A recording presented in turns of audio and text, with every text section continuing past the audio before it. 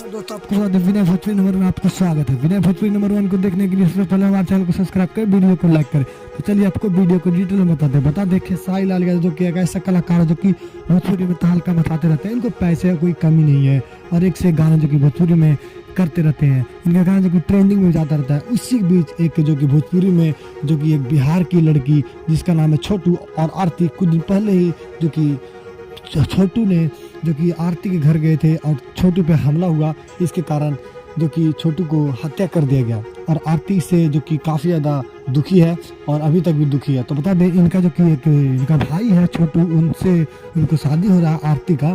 तो उसी बीच खेसारी लाल यादव ने दिया 25 लाख रुपए का कार इनको गिफ्ट में दिया। छोटू को जो कि भाई है उनके जिससे शादी हो रही है आरती से, उनको दिए इन्होंने 25 लाख रुपए का कार। क्योंकि खेसारी लाल यादव का पैसा का कोई कमी नहीं है, जो कि आप भोजपुरी में जानते ही होंगे। तो आपको ये खबर सुनकर कैसा लगा, तो फिर मिलते हैं अगले वीडियो में।